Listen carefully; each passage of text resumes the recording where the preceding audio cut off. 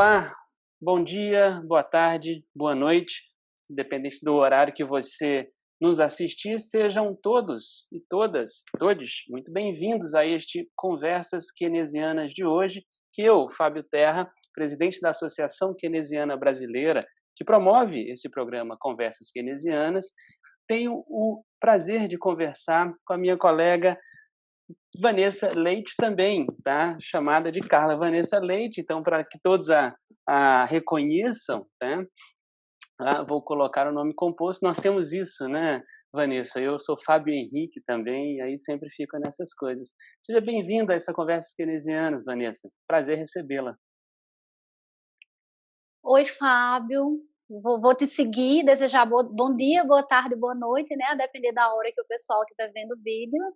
Eu gostaria primeiro de agradecer, Fábio, por participar desse quadro, né, da AKB. Eu me sinto lisonjeada, haja vista o time de peso que você está convidando, que vocês estão convidando para participar dessas conversas, né? Então, muito obrigada. Prazer é todo nosso, né? E como de praxe, Vanessa, a gente sempre começa esse Conversas Keynesianas com a pergunta clichê, que é: qual foi o seu primeiro contato com Keynes? Olha, Fábio, meu contato com Keynes, tanto o contato com Keynes como com as teorias que ele desenvolve, foi bem gradual, foi aos poucos mesmo. Na graduação, eu acho que, como a maioria das pessoas, eu tive pouquíssimo contato com Keynes, basicamente através de manuais, e depois que eu comecei a entender Keynes melhor, eu vi que os manuais, né, o fulcro da revolução keynesiana está fora dos manuais, então eu posso dizer que na graduação eu tive nenhum contato direto com Keynes, né? Então foi só via manuais. E isso foi mudando com o tempo, né? Tem alguns marcos na minha formação acadêmica do meu encontro com Keynes, né? Então depois que eu terminei a graduação aqui na UFCG, eu fui para a UFPB, que é a Federal da Paraíba, que tem uma coisa engraçada, porque a UFPB o centro de economia, ele tem uma tradição mais ortodoxa, Fábio, mas na época eu tive o prazer, foi 2009, de fazer a disciplina de macroeconomia com um professor, o professor Paulo Cavalcante, que foi o meu orientador da dissertação. Eu fiz a disciplina com ele e ele foi orientando do professor Mário Poças, ele tem toda uma formação na UFRJ. Então, assim, ali foi meu primeiro contato mesmo com Keynes de verdade, com os axiomas ali da economia monetária de produção, com o princípio da demanda efetiva, né? Então, eu lembro que ele passou para a gente lá na unidade fazer um trabalho que era para contrapor o princípio da demanda efetiva e lei de Sé. A gente tinha que gravar um vídeo. Eu não sei onde esse vídeo se encontra, ainda bem que eu não sei.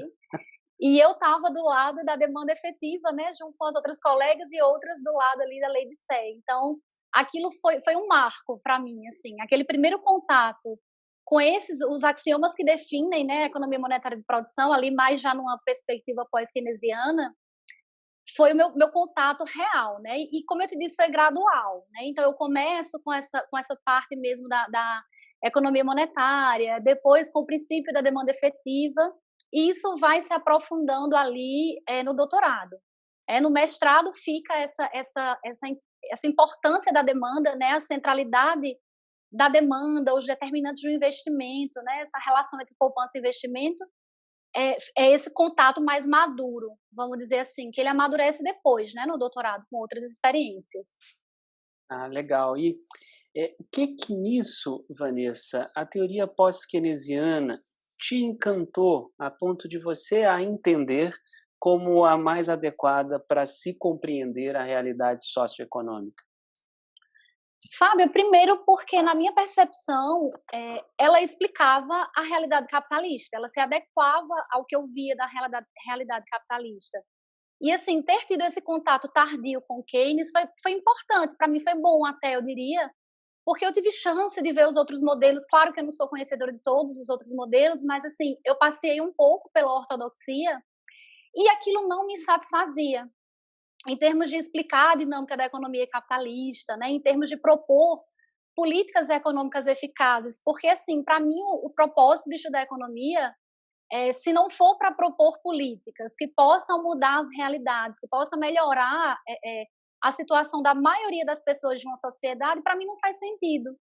E eu não conseguia encontrar essa identificação com as outras teorias, né? Então, quando eu peguei aquele texto do Cardin, eu acho que é de 88, 89, não lembro, em que ele fala os axiomas, eu ia lendo aqueles axiomas, Fábio, e para mim eram coisas autoexplicativas, sabe? Assim, é axioma da produção, né? A produção é feita pelas firmas para o mercado. Eram coisas que para mim eram autoexplicativas, não precisavam de axiomas, porque era assim que a economia capitalista funcionava, né? Aquela questão da impossibilidade da pré-conciliação de planos, da introdução da incerteza.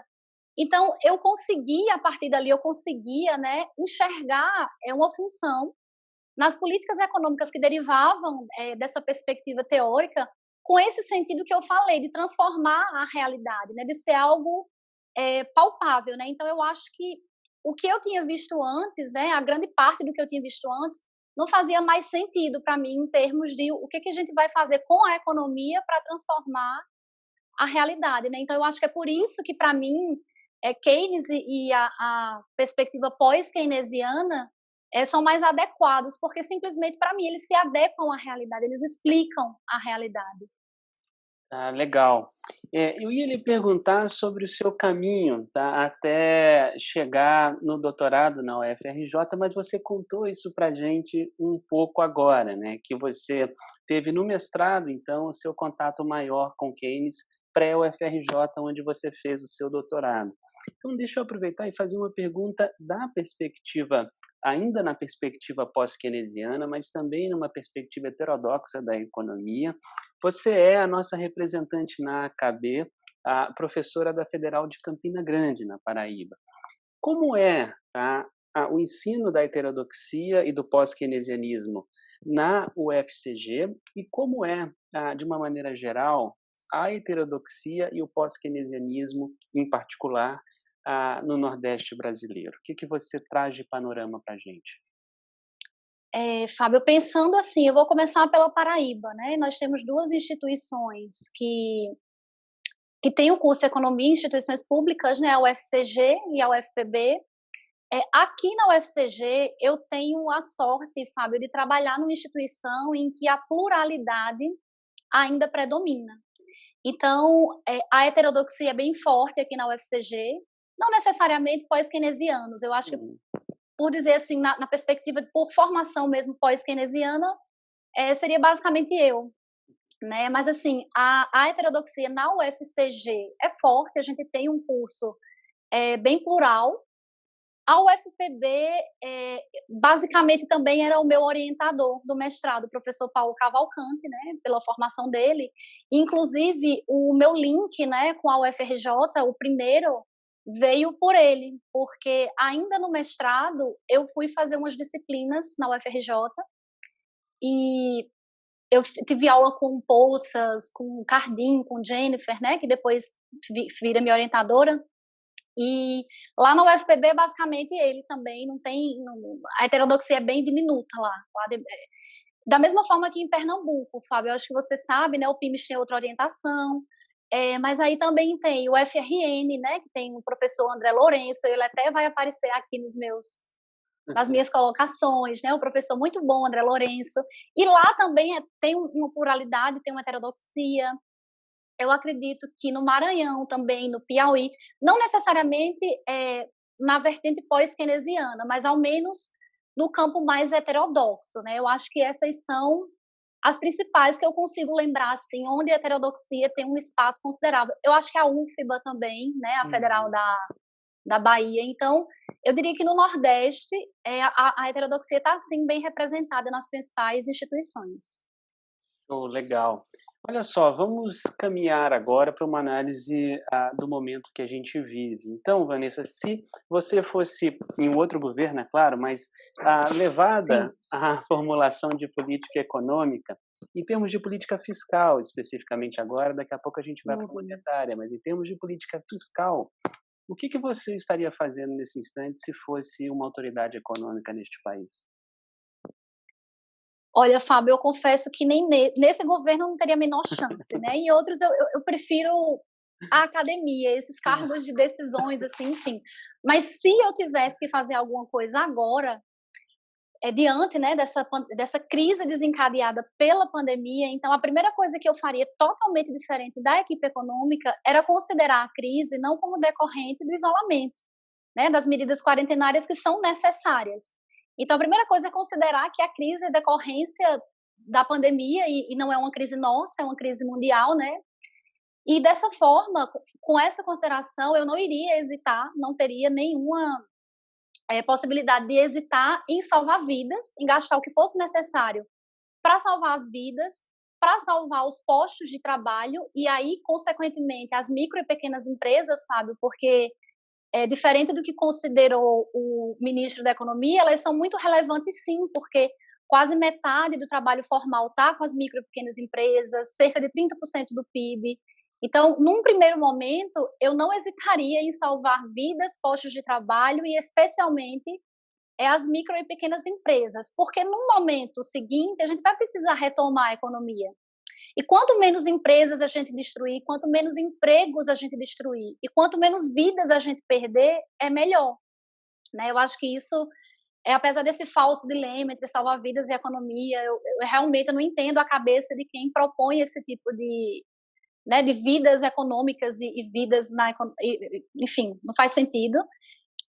Então, assim, eu acho que a ação econômica ela precisaria ter sido focada, como em vários países, em gastar para combater a crise sanitária.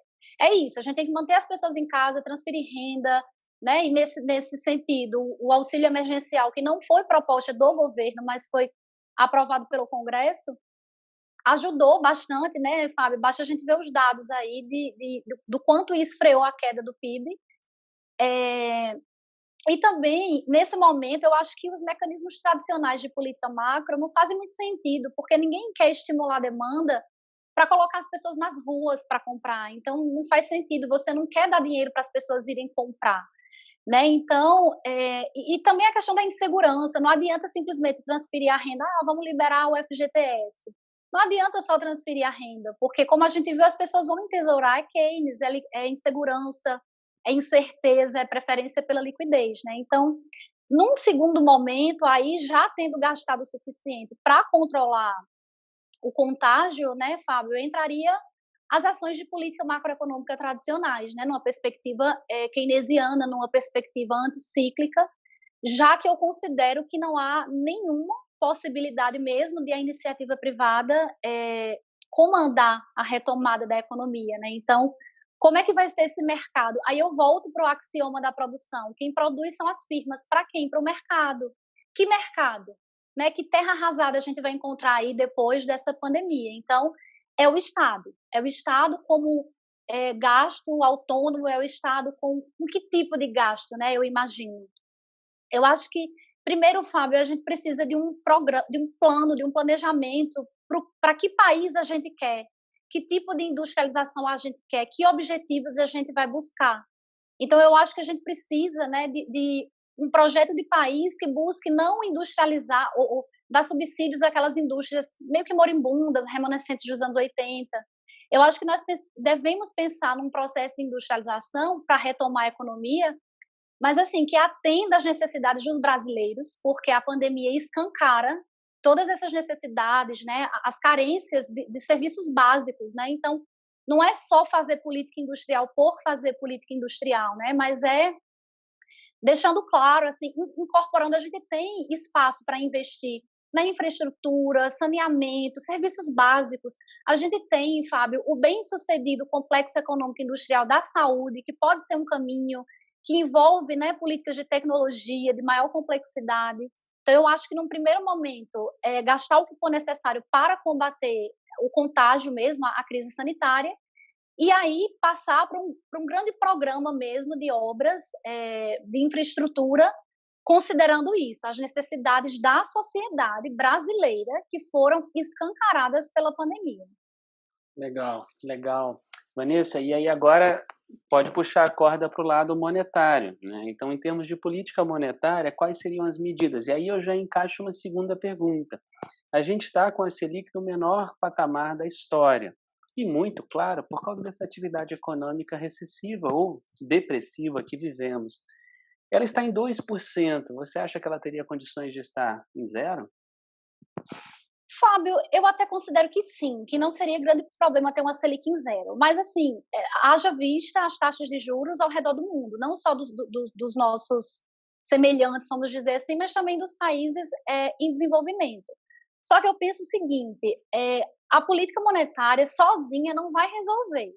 Então, assim, é aquela história, né, do push on a string, não adianta só jogar a taxa de juros para zero, porque a taxa de juros, assim, é mais fácil você puxar do que você empurrar a corda, né, da política monetária. Então, assim, eu não vejo sentido em, vamos colocar uns juros de zero e só isso, porque só isso não vai resolver, não vai adiantar, não vai trazer investimento, não vai. E, assim, eu confesso que eu fico um pouco receosa em relação, Fábio, ao câmbio. Embora, sim, o câmbio tenha se valorizado, a taxa de câmbio eu acredito que na ordem de 45%, e a gente não viu inflação, né? Então, o repasse do câmbio, da desvalorização do câmbio para a inflação, nesse momento, ele não pode, não é considerável, assim, não é uma ameaça, digamos assim, para que a gente tenha inflação alta nesse momento, né? Só que, por outro lado, a taxa de juros baixa, se a gente coloca uma taxa de juros para zero, vamos dizer assim, isso diminui o custo da dívida, e isso pode, por exemplo, né, reduzir o risco país, porque ajudaria, entre outras coisas, aí, no controle da dívida pública, provocaria ainda mais desvalorização do câmbio, que aumentaria nosso saldo em conta corrente. Nesse momento, eu não acho que a preocupação da política monetária deva ser controlar o câmbio. Né? Eu acho que o câmbio ainda, claro que tudo muda de uma hora para outra, e como diz o professor Eduardo Costa Pinto da UFRJ, final do ano já é longo prazo. Então, o que eu estou falando agora pode ser que daqui a uma semana já não faça sentido. Mas eu acho que agora não deve ser preocupação da política monetária correr atrás do câmbio, vamos dizer assim, porque tem espaço, Fábio, tem espaço ainda, as outras economias estão com juros real zero ou negativo, né? Então, eu acho que tem espaço para diminuir ainda mais o nosso juro, nossa taxa de juros, mas eu acho que ela sozinha, Selic zero, não resolveria os nossos problemas. Ah, legal. E olha só, Vanessa, uma pergunta que novamente vai aí para o nosso Nordeste, tá? Eu quero que você comente o que é que, numa perspectiva pós-keynesiana, se a gente olha para o Nordeste, que infelizmente concentra, junto com a região Norte, né, os maiores índices, por exemplo, de pobreza, índices alarmantes de desigualdade regional, tá? Regional tanto intra-Nordeste, como em relação aos estados do Centro-Sul brasileiro. O que, uma perspectiva pós-keynesiana, a gente poderia trazer para fazer o desenvolvimento do Nordeste? Se eu perguntasse em termos furtadianos, talvez seria mais fácil, mais imediato, porque isso foi objeto. Em termos pós-keynesianos, eu queria o desafio. Daí, fique livre para o seu brainstorm. Olha, Fábio, você falou em Furtado e eu iria começar falando por ele, porque eu acho assim que não dá para falar sobre Nordeste sem falar sobre Furtado, né? O Brasil começa pelo Nordeste e para mim assim, Furtado dá a melhor explicação, a maior compreensão dos problemas do Nordeste como um todo é Furtado, não tem como. E mais ainda, eu acho que as condições do Nordeste hoje só não são piores por causa da luta de Furtado e também das pessoas como ele, né, que travaram essa batalha mesmo, muitas vezes, né, em glória. O Nordeste, como você bem falou, o Brasil é muito heterogêneo e quando a gente vai para as regiões, isso continua. O Nordeste são vários Nordestes, né, Fábio, dentro de um só. Então, eu acho que, em perspectiva nenhuma, seria possível elaborar um projeto para o Nordeste, um projeto único para o Nordeste, né? Então, a gente teve Pernambuco, Ceará e Bahia, que historicamente sempre receberam mais financiamento, né? Então, eu acho que é importante compreender essas transformações pelas quais o Nordeste passa para poder propor alguma coisa. Pensando numa perspectiva mais pós-keynesiana, Fábio, eu penso muito assim que os sistemas monetário e o sistema financeiro, o sistema monetário e financeiro, tem um papel muito importante na determinação da renda e do emprego, né? E como é que eu acho que isso deveria ser utilizado para desenvolver as regiões menos desenvolvidas do Nordeste, né? Então, assim, não só pela via do financiamento, né, do crédito, da compreensão das estruturas, mas mais do que isso, né? Eu acho que, assim, partindo de uma perspectiva dos arranjos produtivos locais, Fábio, porque eu acho que você identifica potencialidades, você identifica oportunidades para você poder fazer um crescimento, vamos dizer assim, liderado pela demanda, para você poder conhecer o que cada região demanda de maneira específica, o que aquelas regiões têm de potencial para construir, né, aí regiões muitas vezes, Fábio, que são consideradas inóspitas economicamente falando, né? Então, eu acho que se você faz essa análise pelo lado da demanda, a partir dos arranjos produtivos locais, você consegue criar oportunidades em lugares que à primeira vista não teriam oportunidades. E eu acho que com isso você cria as possibilidades para as pessoas viverem onde elas estão, né? Quando você desenvolve aquela região, você cria potencial de trabalho, né, de oportunidades para que as pessoas consigam ficar lá. Então, eu acho que essa estratégia de um plano de desenvolvimento orientado pela demanda de cada região específica, ela seria muito importante. E tem uma coisa que eu gostaria de falar, Fábio, sempre que eu penso em Nordeste e Keynes, eu lembro do professor André Lourenço, da UFRN. Tem uns anos, eu acho que foi quando a Teoria Geral completou 80 anos, que ele veio dar uma palestra aqui, né, no PET, acho que na tutoria de Ricardo ainda, e a palestra dele, Fábio, era assim o tema: Keynes no sertão e, por que não, Oxe, aventuras e desventuras de um lord inglês do semiárido nordestino. E eu achei genial a palestra dele, porque ele fez assim, de Cambridge a Caatinga em 3 textos.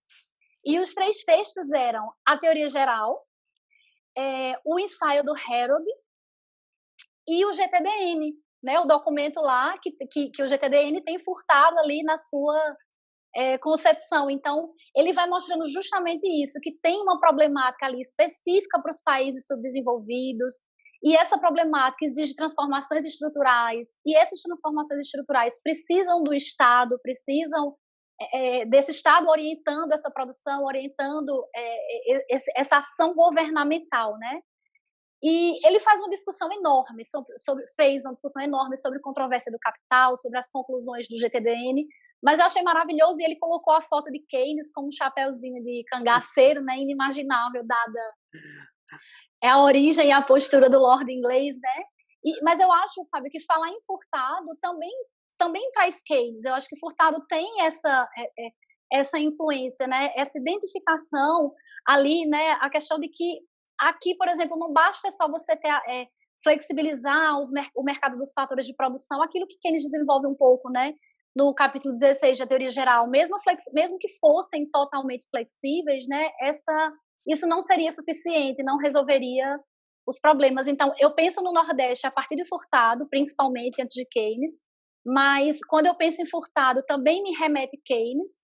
E o Nordeste, eu penso, tem uma iniciativa aqui, Fábio, até do meu orientador do mestrado, o professor Paulo Cavalcante, que é o PLADES, é o Plano de Desenvolvimento Econômico Sustentável para Paraíba, que parte dessa perspectiva de arranjos produtivos locais. Então, eu acho que dá para juntar tudo, sabe? Eu acho que dá para fazer isso, porque um plano só, sem considerar as especificidades, não dá conta.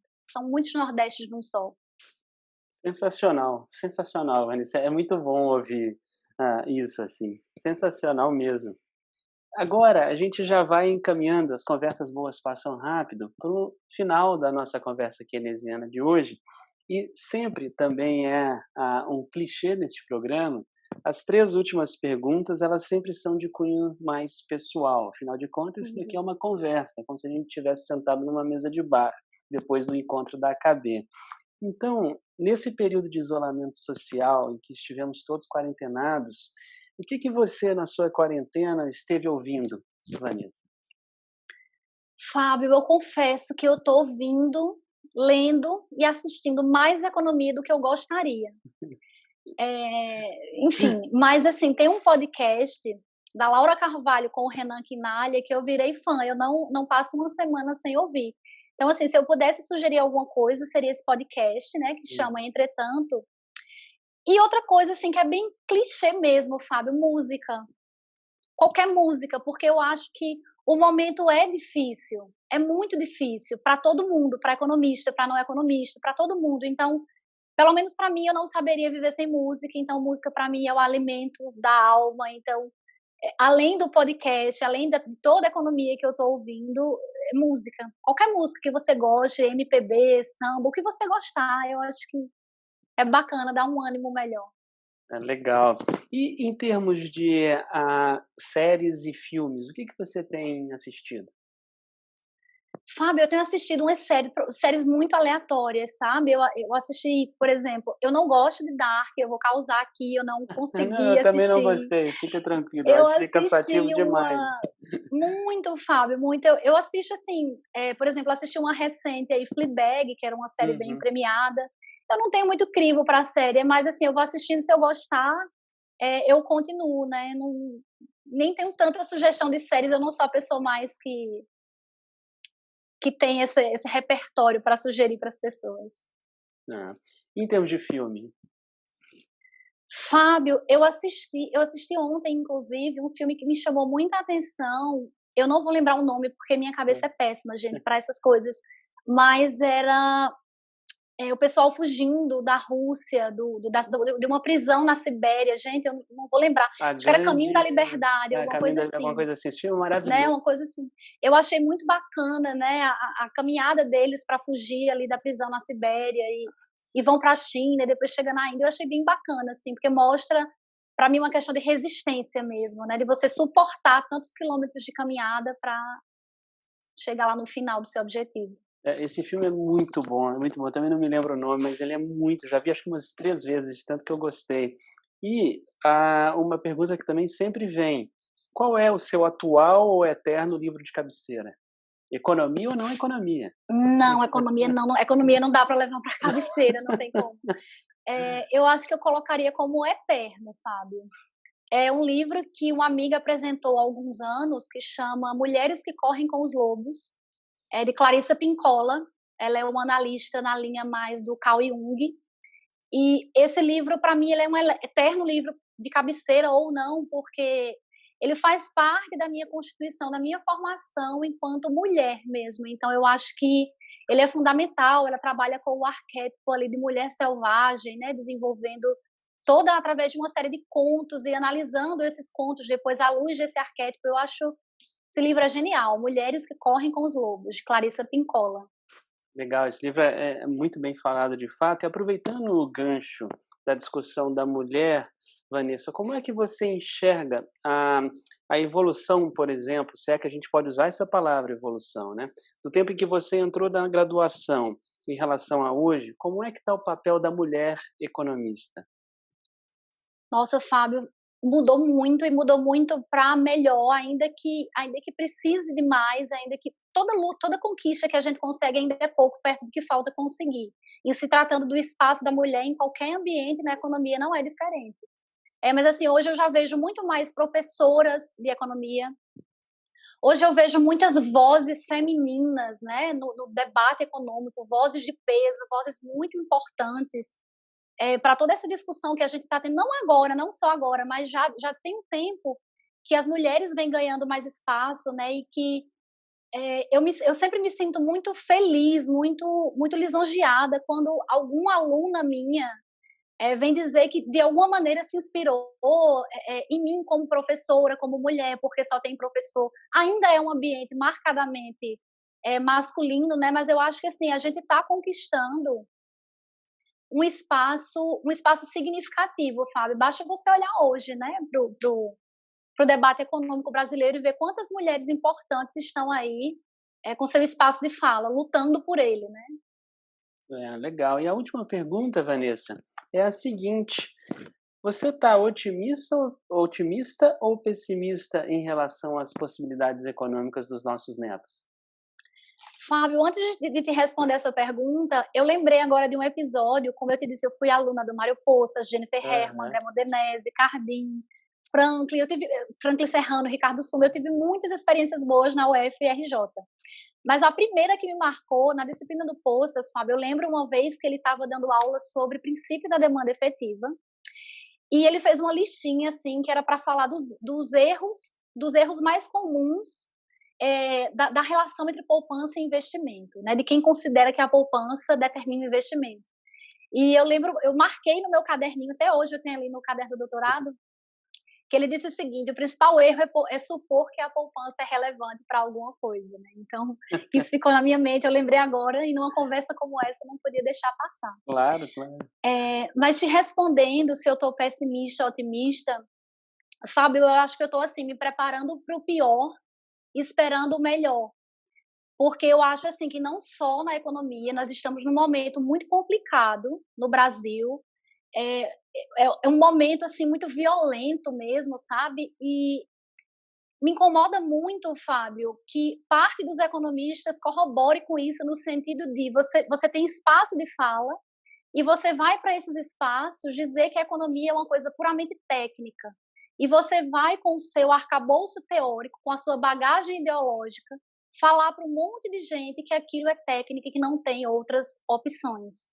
Eu acho que isso é uma das coisas que mais me incomoda hoje no debate econômico, porque eu acho que não tem como avançar se a gente não fizer um debate honesto, intelectualmente honesto, mostrando que existe ideologia em tudo, em todas as vozes, né? Existe ideologia, existe teoria em todas as vozes. Então, eu acho que isso, a defesa de postulados teóricos como mantras, como na tentativa de repetir tanto que aquilo vai acabar sendo verdade, eu acho que isso não contribui nem para o presente, nem para o futuro. Eu acho que o futuro que aguarda nossos filhos e netos depende muito do que está sendo feito agora. Eu procuro me manter em alguma medida otimista, eu procuro me manter, Fábio, em algum grau, ter alguma utopia. Porque eu acho assim que nesse mundo tão distópico, nessa realidade tão complexa e complicada que a gente está vivendo, se me tirarem a minha utopia, eu acho que não sobra mais nada. Não sobra. Se a gente não pensar que amanhã pode ser melhor, né? Mesmo que com muita luta. Eu ouvi uma frase, eu não lembro agora de quem foi, Fábio, mas assim, que a luta só tem ponto de partida. A luta nunca tem ponto de chegada. E eu sou muito consciente disso. Embora essa seja uma trajetória que cansa, é uma trajetória exaustiva, muitas vezes frustrante. Mas, assim, eu espero que melhore. É o que eu estou dizendo. Eu estou me preparando para o pior, esperando o melhor. Eu realmente espero que passe. Eu realmente espero que as vozes mais lúcidas elas tenham mais espaço, que a gente consiga fazer na economia, né, que é a nossa área, outra coisa diferente do que a equipe econômica do atual governo propõe, porque eu vou ser muito sincera, e aí sou até como pessimismo, mas é realismo mesmo. Se o que a gente tiver depois da pandemia for a agenda que Paulo Guedes propôs e que não deu certo nem antes da pandemia, não dá certo há muito tempo, eu realmente não sei para onde a gente pode caminhar e o que os nossos filhos e netos terão pela frente. Ótimo, muito obrigado. Concordo plenamente com a tua análise e essa parte final, para mim, me descreve também. Se a gente for insistir no que não deu certo, cadê a nossa inteligência enquanto nação? Vanessa, muito obrigado por esse conversa keynesiana. Convido a todos vocês a fazerem como a Vanessa, desde muito tempo ela é associada da KB, então vocês todos que nos ouvem, que nos assistem, entrem em contato com a KB. A melhor forma de fazer o contato é pelo site www.associacão keynesiana brasileira, é associacão porque não tem acento nem o C cedilha ali no site ainda, né? Então, entre no site, faça contato conosco, é sempre um prazer receber todos vocês na KB, que está de braços abertos para se poder pensar a economia a partir de uma perspectiva heterodoxa e com olhos sempre no Brasil. Tá? Vanessa, uma mensagem final para todo mundo que nos vê na eternidade da internet? Nossa, que responsabilidade. Eu acho que é isso, Fábio. Vamos seguir lutando. Eu acho que quem está nas universidades públicas, especialmente, ocupa um espaço extremamente privilegiado. Na verdade, é uma bolha, é a universidade pública, então eu acho que a gente tem que fazer valer. Eu digo isso todos os dias para os meus alunos. Não esquecer o quão privilegiado quem está naquele espaço é, né? Especialmente num país com desigualdades abissais como o nosso. Então, fazer valer essa oportunidade, né? Usar todo o conhecimento que a gente tem e que ainda vai adquirir para transformar a realidade, né? Se cada um conseguir transformar um pouco da sua realidade, já é muita coisa. É verdade. E eu adorei a frase de que a luta, a construção de alguma coisa só tem ponto de partida, né. Então, Só. tenhamos todos, né, um grande ponto de partida desde sempre, para que a gente faça alguma coisa em prol desse nosso país. Vanessa, muito obrigado por essa excelente conversa keynesiana de hoje, tá. E todos vocês que nos assistem, um imenso abraço e saudações keynesianas.